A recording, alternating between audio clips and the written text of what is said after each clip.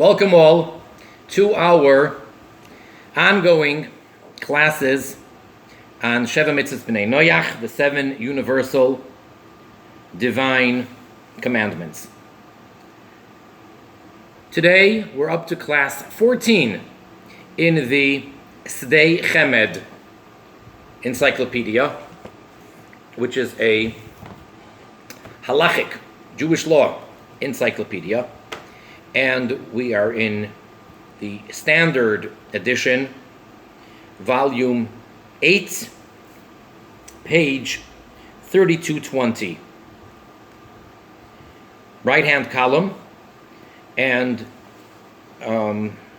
we usually find a break, at least in between paragraphs. This time, we are actually in the middle of a paragraph. So on the right-hand column, about 22 lines from the top at the beginning of the line. And we're dealing over here with the entry about Goy, various different things of various different topics in Torah regarding the non-Jew.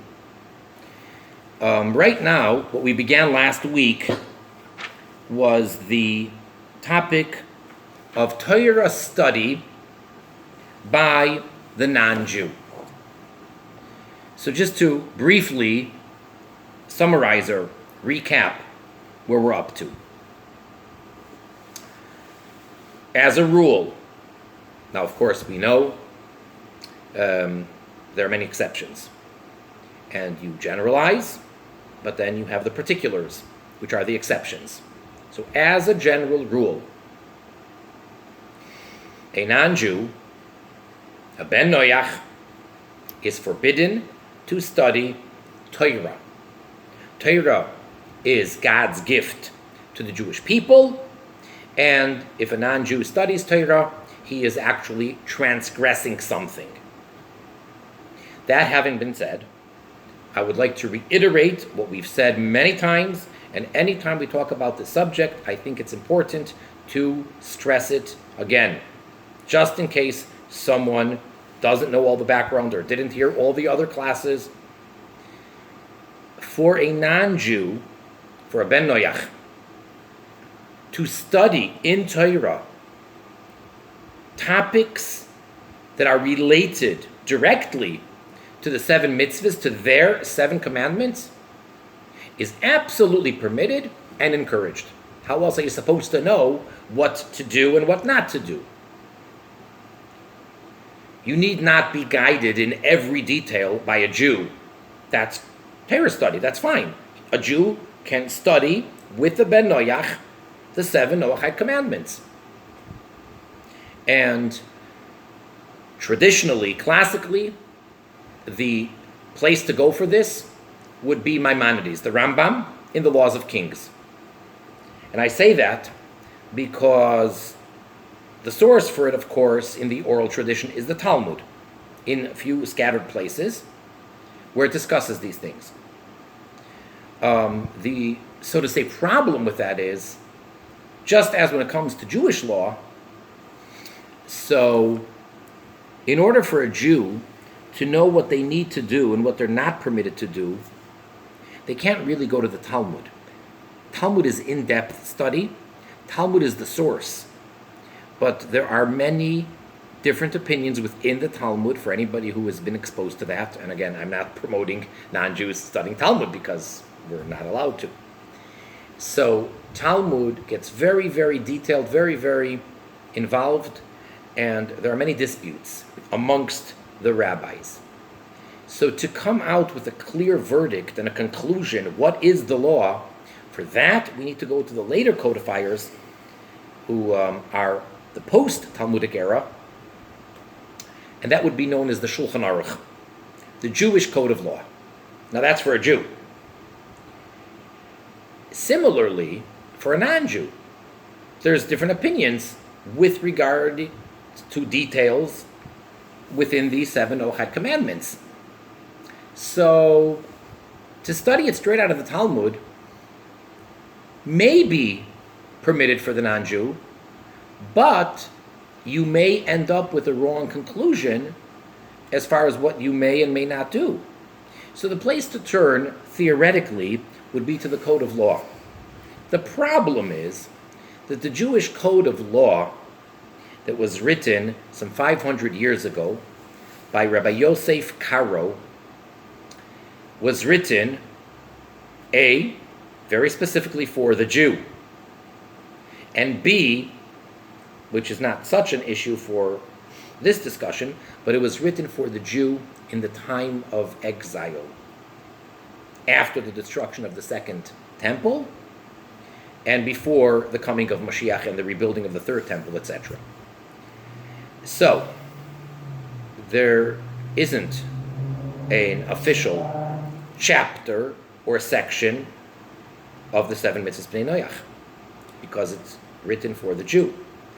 And at the time that it was written, Jews were not able to promote the observance of the seven mitzvahs Bnei Noach.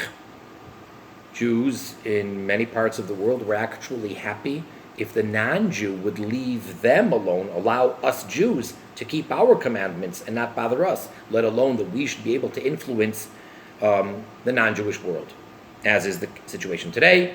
Thank God things have changed, and we're living, so to say, in a different world. So therefore, you'd only find certain things they may be very explicit, but they're indirect, meaning it's speaking to the Jew. For example, whether it's laws of Shabbos, certain things about the Sabbath, so what can the non-Jew do or not do for the Jew, etc.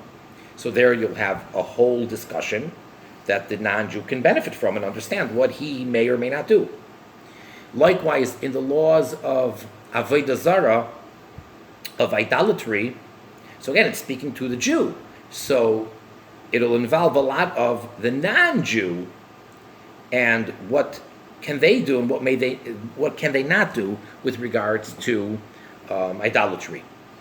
But it's all straight from the Jewish perspective, speaking to the Jew. So we don't have the Jewish code of law for the non-Jews. However, Maimonides, which preceded the Jewish code of law, he was way before Rabbi Yosef Karo. The Rambam, Maimonides, lived about 900 years ago.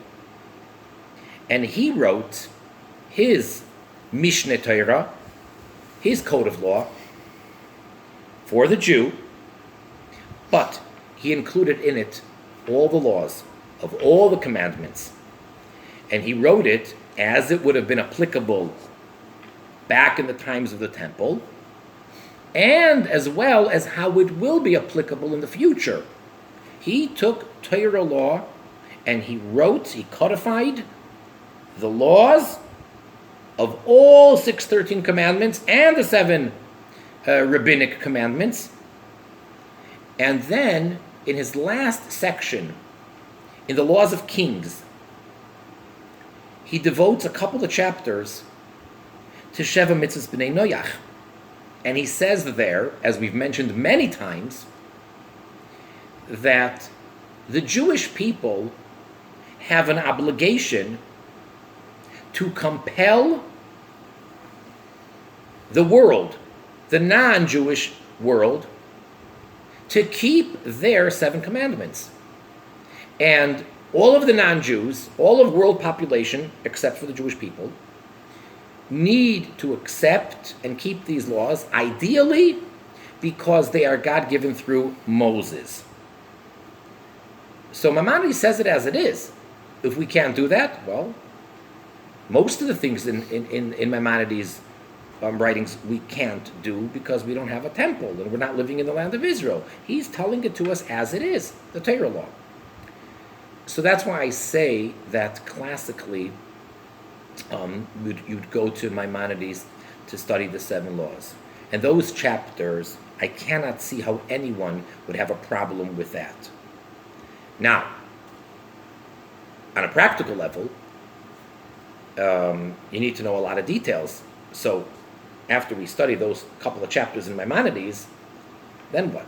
So in our generation, in the past few decades, much has been written, and there are many really good books about these laws.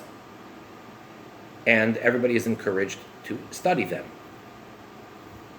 So having said that, that was all parenthetical. If it's not non-Jew related, if it's not under this general thing of the 7 Noahide laws, a non-Jew is not permitted to study it, and therefore a Jew wouldn't be allowed to teach it. We're in the middle of a discussion now as to what exactly is the prohibition and why is it prohibited. And right now we're discussing whether this prohibition is actually a biblical prohibition or is it a rabbinic prohibition. In any case, it's forbidden. Question is, what level?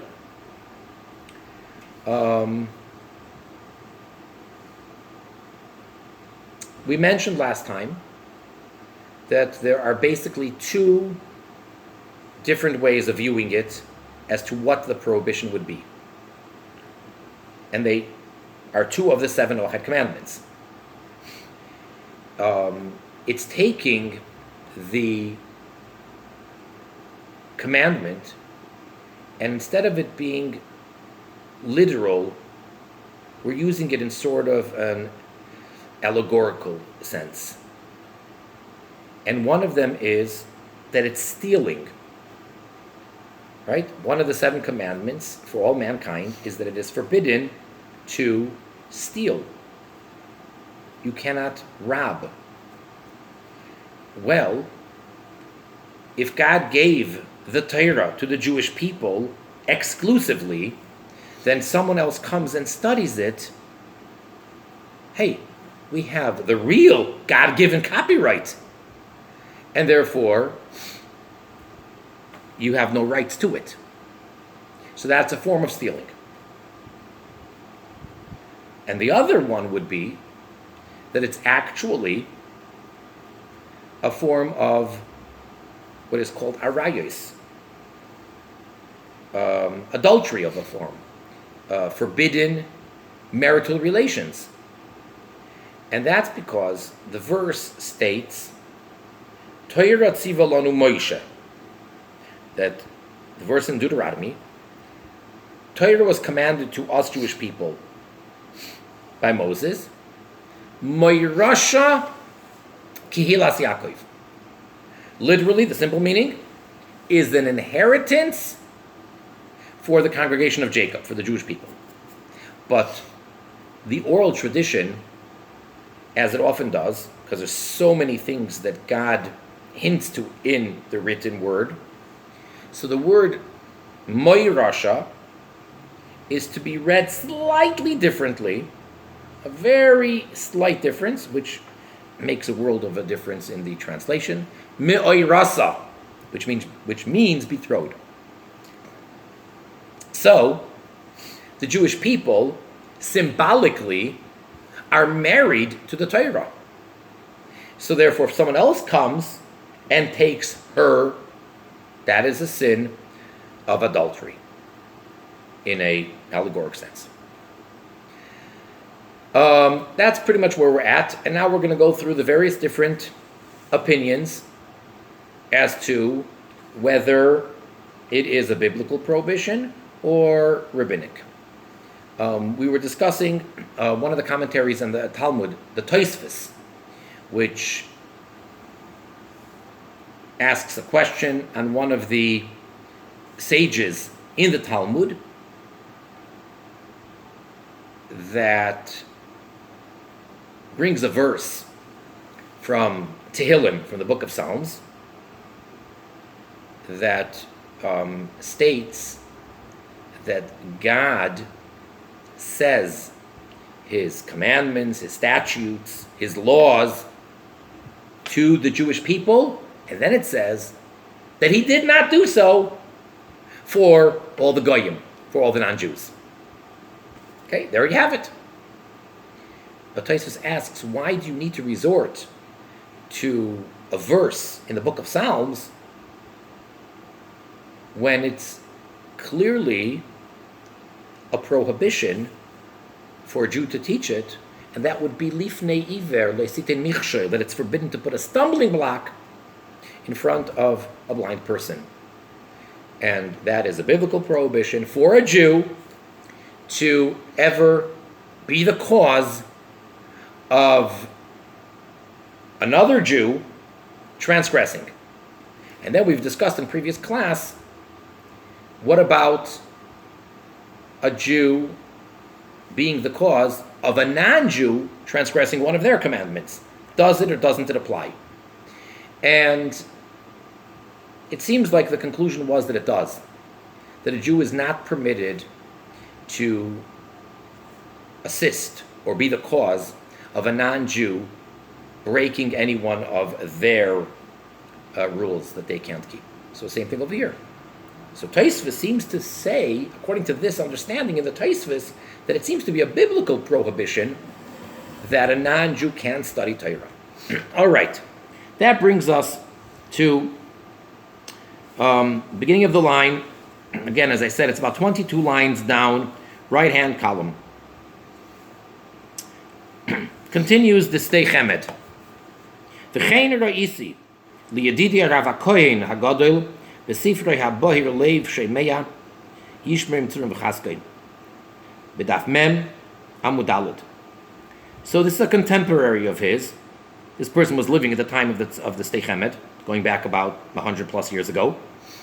And he says, so I saw for my friend, and he's mentioning the name of the book and telling us the page, Shekosav, that he wrote, Shedas HaTosfos B'Chagiga Hanal, that the opinion of the commentary of Tosfos in the tractate of Chagiga mentioned above, Shu Isur Torah, that it is in fact a biblical prohibition for a non-Jew to study Torah, or for a Jew to teach him Torah.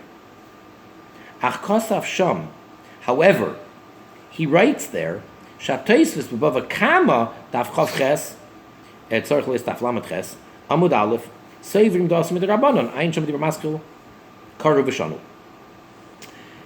However, he says that there's a different Tosfos, in a different tractate, Bava Kama, which states that it's actually a rabbinic prohibition. Therefore, and that's why they didn't ask from this biblical verse of you shall not put a stumbling block, but rather that he's transgressing sort of a positive commandment of this verse in Psalms. V'nimtza, so what comes out of this is, Lefi ha'amur, based on what we just said, Dib'machloikes shanui be'isur l'goy l'ilmei Torah, imu mid'oraisa, or ye'enu el mid'rabbanon. So it is actually an argument. There are actually two opinions whether the prohibition of a non-Jew studying Torah is biblical or rabbinic. Now, Tosfos was not one person. Tosfos was a whole school of great rabbis, and they lived about 900 years ago, and there are many members, and this is a compilation of different opinions, and you can have one Tosfos which brings down many opinions and has actual arguments in that one Tosfos. So to find a sort of contradiction between one Tosfos and another is not a big deal. It's not even referred to as a contradiction necessarily. It could be two different opinions. So too over here. The Tosfos in Chagiga seems to hold that it's a biblical prohibition, and the Tosfos in Bava Kama seems to hold that it's a rabbinic prohibition. Not a big deal. Now, just parenthetically, if, for example, Rashi, who is the primary commentary on the whole Torah, on the written Tanakh, and on the oral Shas, the Talmud, if Rashi contradicts himself, that's a problem. And then we have to analyze it and try to figure out what is the difference between his commentary here, his commentary there, what are we missing, what's going on, because it's the same person. Or for that matter, if Maimonides says one thing in one of his laws, and then in a different section he says something to the contrary, that's a problem. Tosfos, that's not a problem. Two different Tosfos.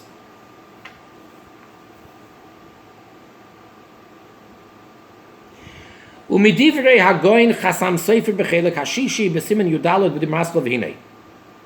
Now, in the words of the Chasam Sofer, who was we've mentioned him a number of times, a very great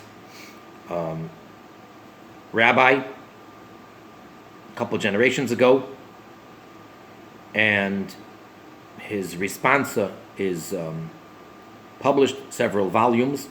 So he, Misbayer, comes up from the Chasam Sofer, his opinion is, that he holds, he understands that the opinion of the Rambam, the Chayiv Misa, with regards to a non-Jew who kept Shabbos. So Maimonides says that he's Chayiv Misa, that he is liable for the death penalty. So based on the Chasam Sofer's understanding, in the Rambam, the Asur hu min ha-Torah. Ella shein based in mitzuvim la'arei gal zeh. Meaning to say that it's a biblical prohibition, it's just that the Jewish court is not commanded to actually kill him. So it's sort of like, if we can say this, a theoretical capital offense. In other words, the court, in the times that we had this, basically till the destruction of the Second Temple, more or less. So we had the proper court system in the land of Israel, and there are various different punishments that the Torah mandates. Let's say for a Jew who transgresses. Sometimes it's flogging, the 39 lashes. There are 4 types of death penalties. So there are different types of punishments. A non-Jew who transgresses any of his 7, as a rule, is liable for death. Which means that if it was in the land of Israel, at that time, when the Jewish people were ruling the land, this really wouldn't even be in the Second Temple because we were under different rulership. So let's go back to the First Temple. So in the times of the First Temple, when the Jewish people were governing the land as it's supposed to be, and we had our governing body of the court system, and a non-Jew living in the land of Israel, let's say Eger Toishav, which we're not going to get into that now, transgressed. If he transgressed any of the 7 commandments, he would be put to death. He or she would be put to death. But then there's an expression that we say, Chayav Misa, which literally means is obligated to be put to death.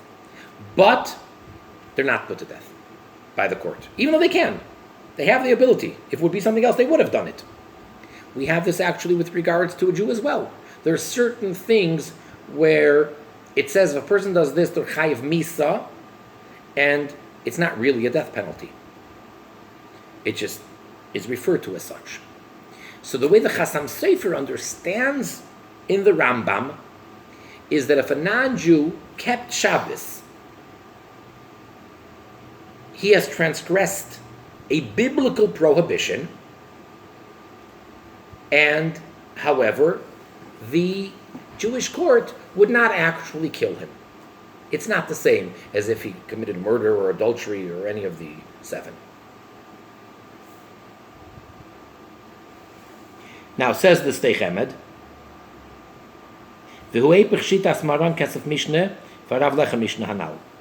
this opinion of the Chasam Sofer is in contrast, it's the opposite of the opinion of the Kesef Mishnah and the Lechem Mishnah.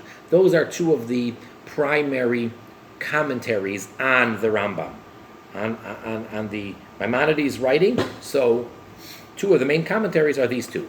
They understand Maimonides' opinion differently than the Chasam Sofer. Shekasvu, for they both wrote, L'das HaRambam, that the opinion of Maimonides is the bein b'Shabbos ubein b'lo Torah, whether it is keeping Shabbos or whether it is a non-Jew who studied Torah, Sh'amru Chayv Misa, that when the statement is made by both of those things, when Maimonides says that he's liable to the death penalty, Einoi ela midrabanan, it is only rabbinic. Ayin sham, take a look there. He says, V'tzarich iyun shelo yizach hashitasam, and the S'dei Chemed is throwing in a question at the very end, the last three words. He's saying, and we do need to further investigate. It is disturbing that the Chassam Sofer doesn't even mention their opinions. That seems a bit odd. He's entitled to say his opinion, and he's allowed to say differently in his understanding in the Rambam, but you'd expect that he would at least mention their understanding and then refute it or state his opinion. He doesn't mention them. So the S'dei Chemed says that's a bit odd. But as we have it, we have an argument in understanding the Rambam's opinion. So we're not clear in what the Rambam himself holds. We know with the words that he says. The Rambam says that a non-Jew who keeps Shabbos is chayav misa, obligated or liable for death. A non-Jew who studies Torah is chayav misa. Question is, and everyone agrees that the Beis Din wouldn't kill him. Question is that a biblical prohibition or is it rabbinic? So we have two opinions as to how to understand what Maimonides himself holds. All right, that brings us to the next paragraph. And this is really the point where I would have liked to stop last class, but you understand why we have to stop where we did, because this took us quite a bit of time to get to the end of the paragraph, even without the review and the summary. So we're on page 3220, right-hand column, just below the middle way down of the page, the big word umitoich, for those that are able to follow inside. Umitoich divrei harav Yad Eliyahu, she'evi b'sefer Yad Elazar, lagoyin abezdin kilas vien, b'simen ein vav, b'daf mem gimel amad gimel, b'dibur maschil mikol. Okay, so he's bringing down now another authority. And what does this great rabbi say? Misba'er, from his words, what comes out, shesoiver, that he holds, she'isur limud Torah zeh, that the prohibition, this prohibition that we're talking about, of a non-Jew learning Torah, humidoraisa, is in fact a biblical prohibition.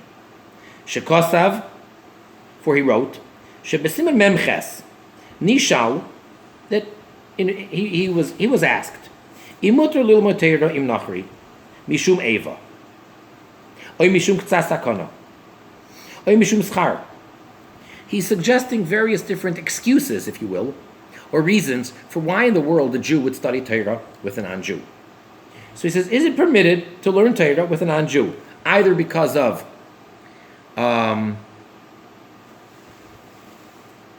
avoiding anger. You don't want to rock the boat.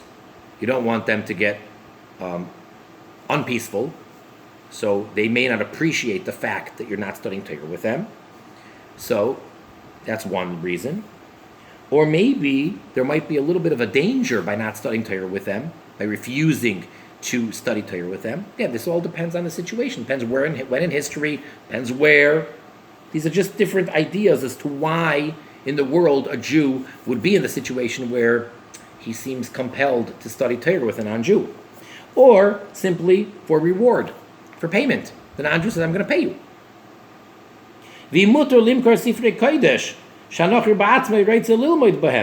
Or for that matter, this is a very practical question, is it permitted for a Jew to sell Torah books, holy books, to the non-Jew who wants to study on his own? So that might be one step removed, arguably. I'm not teaching Torah. just wants to buy these books so that he can learn it on his own. So would that be permitted? So you have a Jewish bookstore, and a non-Jew walks in, and he wants to buy a book. So is it permitted, or does the Jew have to say, "Oh, I'm sorry, that's not Ben Noach related"? And the guy says, "What do you mean it's not Ben Noach related? I'm going to pay the full price, whatever, you know. No, I'm not allowed to sell it to you." So that's the question he was asked.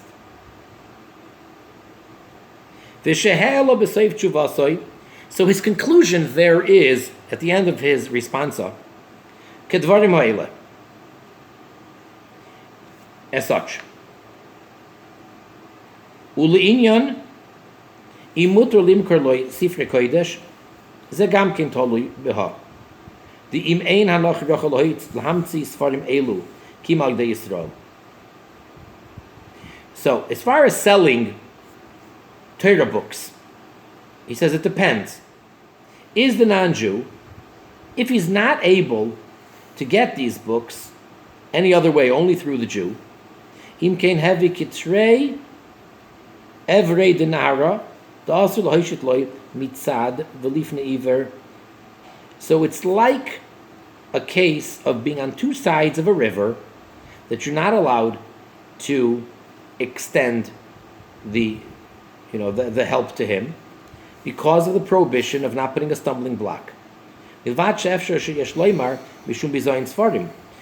he says, besides, another problem, you might have to be concerned with the lack of respect. We treat holy books in a very holy way, so he may not treat it with that respect. He may abuse them. He may disregard them, heaven forbid. And even if it's in a situation where the Jew is not transgressing this idea of not putting a stumbling block, however, it is rabbinically forbidden. As the commentator of Tosfos writes in the beginning of tractate Shabbos, Atkan l'shoinoi, she'evisham linyanenu. Up there is the quote as far as what he brought down, as far as what we're concerned, our subject matter. V'hinei, im shelo yehetik divri maskonas harav yad Eliyahu l'sheilosei rishayna. Although he did not copy the conclusion of the Yad Eliyahu, as far as the first question, meaning imuter lilam de Torah, he didn't bring down the whole thing. Can you teach him Torah? He only kind of went off onto speaking about the holy books. But what about the original question? Can you teach him Torah? Mikol Malkin, nonetheless, from the fact that he wrote in his name, Misbair, it comes out, we understand, that the prohibition of selling holy books to them, when there's no concern of disrespect. It's not a concern. So what's the problem then? Because the non-Jew will study from them. And he's not allowed to study.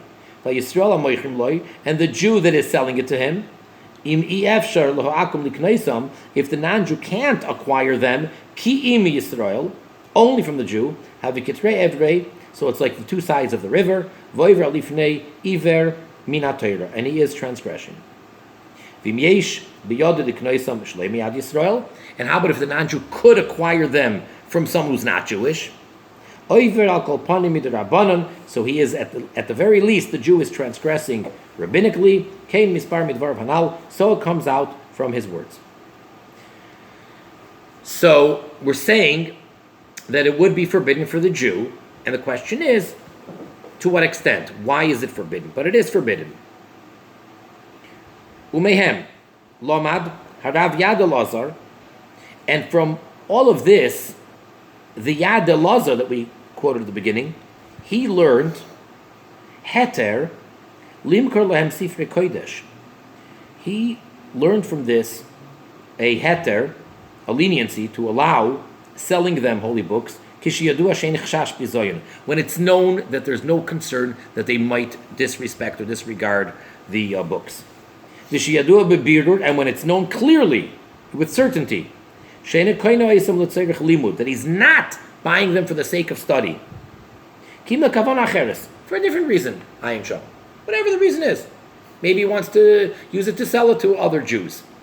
Or whatever reason. He wants holy books in his house. Let's say that. He wants to have holy books in his house. So he's not going to disrespect them. And he's not going to study from them. If you know that clearly, then it's fine. Im kain, if so, muchach, it's clear, vareu kimavur, shesever harav yad Eliyahu, deminat Torah, also l'nach v'nilim Torah. So it comes out that according to this opinion, the yad Eliyahu, it is biblically forbidden for a non-Jew to study Torah. And then the S'dei Chemed adds, v'tzarich la'ayin beguf hasefer. Really, you need to take a look in the actual original book itself. Did he actually mention the Kesef Mishnah and the Lechem Mishnah that we mentioned above, that they both understand in the Rambam that it is a biblical prohibition, not like the Chasam Sofer. But they do hold, like the Chasam Sofer, that it is a biblical prohibition.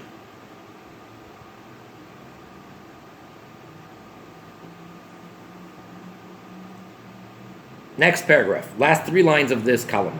V'nei, b'nitbos oishen sivkot nechavav, heveisim ashakos v'goin muharash muharsha v'chidushi agodes perek sheni de Shabbos. So, the S'dei Chemed is referencing a different place where he himself writes somewhere else in his encyclopedia here. He says, I brought down the words of the commentator on the Talmud, the Maharsha, in the 2nd chapter of Tractate Shabbos. There is a very famous story, which presumably many of you know the story. It's in the Talmud that we're about to quote, and then we see what the Maharsha said about that. The story in the Talmud is, B'maise, the story, Sheba Nachri Lifnei Hillel, that the non-Jew came before the sage Hillel, Hezekiah, to convert. The Miyad Sheba Hezekiah, as soon as he came with the intention of becoming Jewish, of converting, Mutter L'Lamdei Torah, you're permitted to teach him Torah at that point, even though he's not Jewish yet. So, the famous story is, he first went to the other sage, and he said, teach me the whole Torah while standing on 1 foot. And he was rejected. Then he came to Hillel, and he says, teach me the whole Torah while standing on 1 foot. And Hillel did give him a lesson. So the question is, how is Hillel allowed to teach him anything? The lesson that he taught him actually was about a Jew, about how a Jew has to relate to another Jew. So the Maharsha says there that when a non-Jew comes to convert, from that point and on, you're allowed to teach him Torah. Now think about that for a moment. Of course that makes sense, because the moment he goes through the conversion, he is obligated to keep everything. How in the world is he supposed to keep everything if he doesn't know? It is not easy to be an observant Jew. There are so many details. So the convert can't start learning after he converted. Okay, makes sense. That's an exception. Yes, he's a Ben Noach, and yes, he's studying Torah, which is not limited to the 7 Noachide commandments. But that's different. Vevesi, and I brought down, says the S'dei Chemed, top of the left-hand column. Sh'Rabbeinu Akiva Eiger b'tshuva siman ben malef choichech lahachmir. That Rabbi Akiva Eiger, who was a great rabbi, a codifier, he writes in his responsa that he is not sure he's being strict. He's kind of leaning to be strict, that it's not so simple. V'gamani adal kasafti k'tzas pozeh ayin sham. And I, he's using a very humble expression, and me, the impoverished one, meaning the S'dei Chemed is speaking about himself, that he's, very humble. So he says, I wrote a little bit about this too. Uv'michtav yedidi harav hagoyin me'amdur muharar baruch ein mechaber sefer dvar mitzvah yishmer yitzurim v'chazkeim kosav li v'zel l'shoynim b'marchas hagimel ois hen sifkat chavav. So he's quoting a contemporary, a friend of his, who wrote to him as follows, and he says, and I quote it there, B'inyan l'lamed l'goy Torah. As far as teaching a non-Jew Torah, ein mashakasu bazeh b'chvoid alavonin shana asiris cheveres beis zach ad tzad lamed hei ein sham ad kan l'shenoi vanilo reisi me oidi es kvoid halavonin v'rashamti dvarav l'hoyel l'mi shenimtza etzloi. So interestingly, he says, I was given a quote at a certain journal to look it up, and he says, I never saw it, and therefore I wrote it down that whoever has it should, show it to me. So basically, it's not so simple. And basically, the non-Jew definitely does not have a free hand to study Torah. And we're just going back and forth whether it's biblical or whether it's rabbinic. And even though Maimonides says chayav misa, he does not get put to death for it. That's clear. But it might actually be a biblical transgression, and if not, it is a rabbinic transgression. Okay. Now, next paragraph. What about a Ben Noach? Can he be involved in Torah study just through thought? Not orally. Now, that's a whole discussion with regards to a Jew studying Torah. Studying Torah is not only a mental exercise. For a Jew, he has to actually articulate the words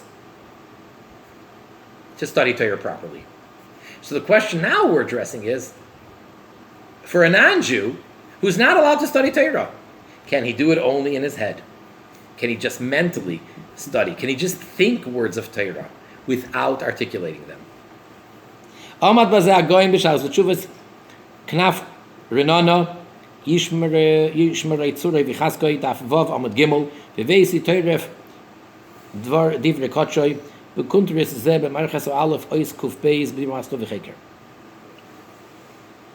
so he's just basically telling us a different place where he brought down the words of another one of the great rabbis who is dealing with this and goes on to discuss that. Ben Noach,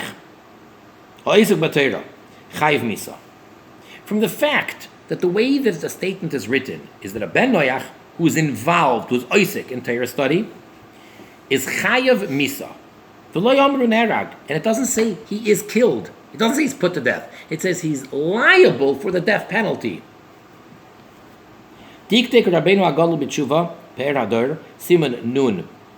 So, one of the great rabbis learns from that. That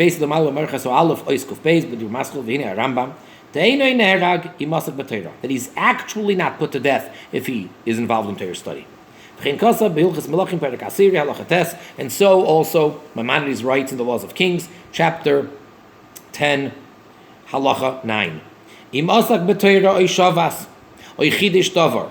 That a Ben Noach, if he was involved in Torah study, or he kept Shabbos, or he innovated something, new, different religion, something he did in addition to the 7 Ochad commandments that he's supposed to do. Makin oisoy, so we are to strike him. V'oinshin oisoy, and he is to be punished. Umoidim oisoy, and then Maimonides says, and we inform him, the Jewish court lets him know, shechayev misa al zeh, that he's actually committed a capital offense. We don't kill him. But he's not actually put to death. We just tell him that what he did is that type of a transgression. And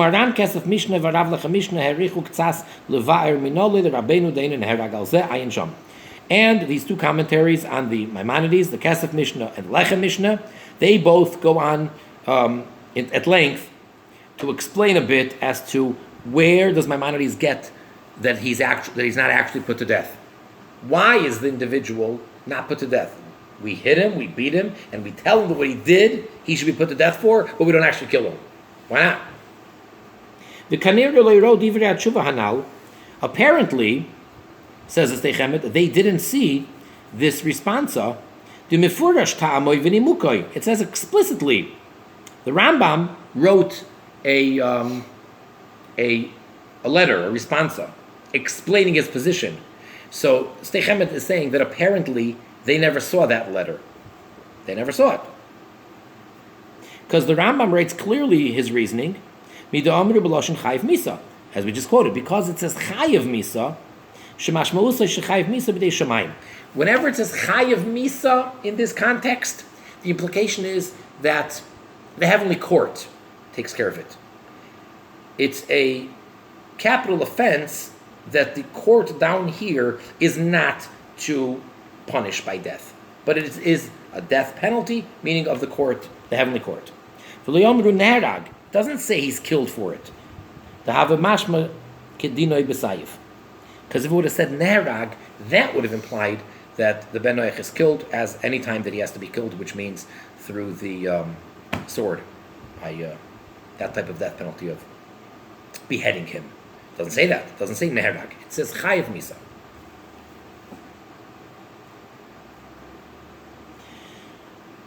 All right, let's conclude with the last paragraph over here. V'im ben noach mutar lasuk b'teira b'shev mitzvos shelahem. Now the question whether a ben noach is permitted to be involved in Torah study in their 7 commandments, ayin l'mashu kasaftu b'marachas v'alef ha'yiskuf beis hanal b'dir maskil ulam iyanti v'chuli. So he's telling us where to look it up in the S'dei Chemed. V'anim shoch elav uvdi b'raskil v'hinei atois v'chagiga v'chulu uvdi b'raskil v'hinei aramba b'tshuva v'chulu uvdi b'raskil u'mashu kasafti l'mayla v'chulu uvdi b'raskil meriver agoyin uvdi b'raskil v'sakti apa. So he's giving us a whole bunch of references where to look it up, which is basically that a ben noach is permitted to study his 7 commandments, because how else is he really supposed to know and be held accountable?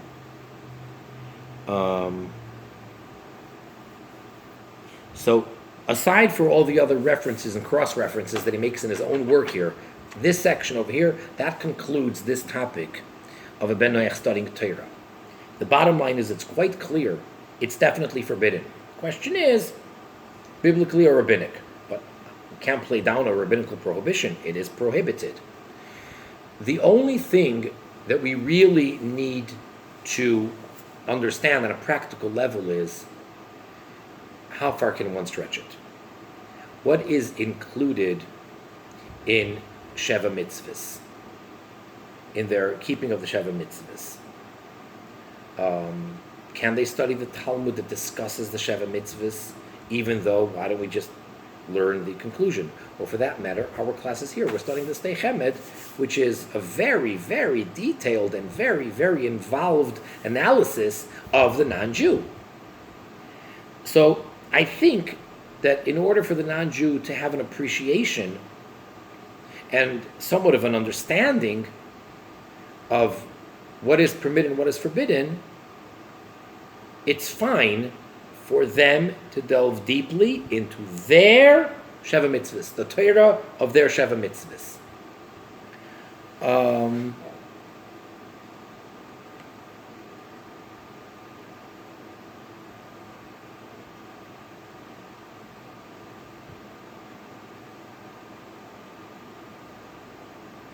The Tanya, the basic work of Hasidic teaching, written by the first Lubavitcher Rebbe, Rabbi Shneir Zalman of Liadi, So the Tanya has a section called Sha'ar HaYichud VaEmunah, the gate of unity and faith. It's 12 chapters.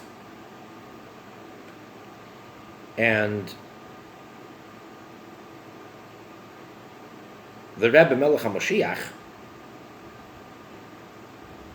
states that it is beneficial for non-Jews to study that. Now, those 12 chapters are really deep and high-level belief in Hashem. That's the type of belief that a Jew needs to believe in Hashem.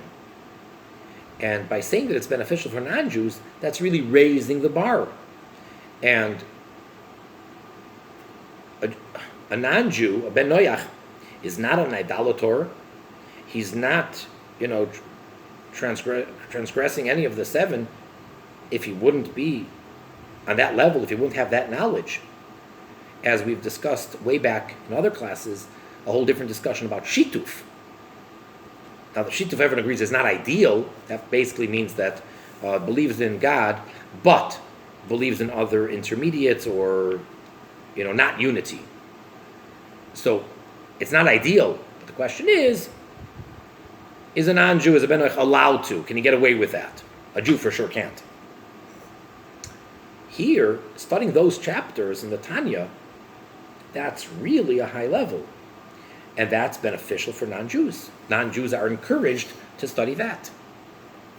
So that's just showing how, as long as it is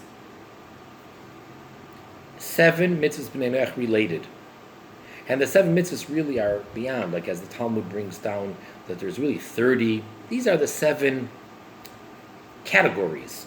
It's kind of misleading even when we say the 7 Noachide commandments. It sounds like it's just 7, but it's much, much more. So being that the Bnei Noach are supposed to be actively participating in serving Hashem, serving God, praying,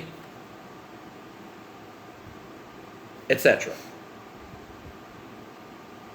So they need to know and study their part of the Torah. And perhaps now with the awakening of the observance and of the Noachide movement and everything, as we're coming to the Messianic era, to the times of Mashiach, and that's why the world is changing drastically and dramatically and quite quickly, very swift shift that's happening in the world. So in the world of the Bnei Noach, there is some controversy, even amongst the rabbis that need to give the rulings as to exactly what are the guidelines and what is permitted and what is forbidden. And if I may use the expression, some are more conservative about it, some are more liberal. Now I understand, naturally, a Ben Noach who's involved in this would want to be more liberal and want more. But we do need to keep that in mind, that we can't step out of the bounds. What the boundaries are, I'm not being very clear about it. But we do need to know that as a general rule, a Ben Noach is not permitted to study Torah. Having said that, yes, you have to be involved and know your Sheva Mitzvahs B'nei Noach, etc., in order to be able to be a proper Ben Noach and serve God. We're going to stop at this point. So until next time, wishing everybody the greatest success in serving God through the observance of the Noachide commandments.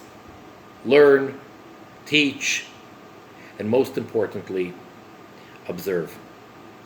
And make this the perfect world with the coming and the complete revelation of our righteous Mashiach now. Thank you.